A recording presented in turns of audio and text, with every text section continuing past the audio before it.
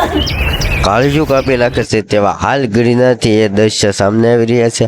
એ પરિવારની વેદના છે જેમને 11 વર્ષનું બાળક ખોઈ રહ્યા છે। નમસ્કાર દર્શક મિત્રો, હાલ ગિરનારથી સૌથી મોટા સમાચાર આવી રહ્યા છે। હાલ વિડીયો જોઈને તમે પણ શોકી જશો। મિત્રો, હાલ ગિરનારથી ઇતિહાસમાં પહેલીવાર આવી ઘટના બની। હાલ એ ઘટના શું છે, હું સંપૂર્ણ માહિતી ચાલો આપણે સાથે મળીને જોઈએ। ગુરુ દત્તાત્રેયના દર્શન કરવાની આસ્થા સાથે આવેલા મહેમદાવાદના એક પરિવાર પર વહેલી સવારે આભ તૂટી પડ્યું છે।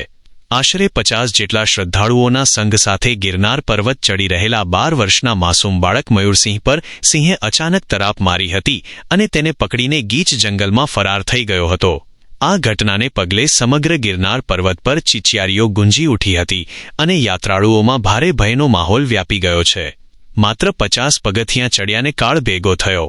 મળતી માહિતી મુજબ મહેમદાવાદનો આ પરિવાર વહેલી સવારે ઉત્સાહભેર ગિરનારની યાત્રાએ નીકળ્યો હતો।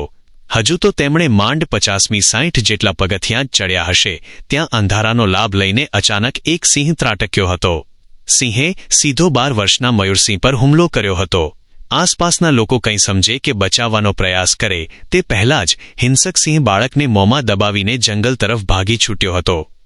તંત્ર સામે પરિવારનો ગંભીર આક્ષેપ। આ આઘાતજનક ઘટના બાદ મૃતક મયુરસિંહના પરિવારે વન વિભાગ અને સ્થાનિક તંત્ર સામે ગંભીર આક્ષેપો કર્યા છે।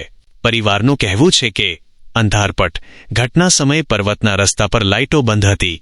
ઘોર અંધારું હોવાના કારણે સિંહ ક્યારે નજીક આવી ગયો તેની કોઈને ખબર જ ન પડી। તંત્રની બેદરકારી। સ્થાનિક લોકોના જણાવ્યા મુજબ આ સિંહ છેલ્લા 3-4 દિવસથી આ જ વિસ્તારમાં આંટાફેરા મારી રહ્યો હતો।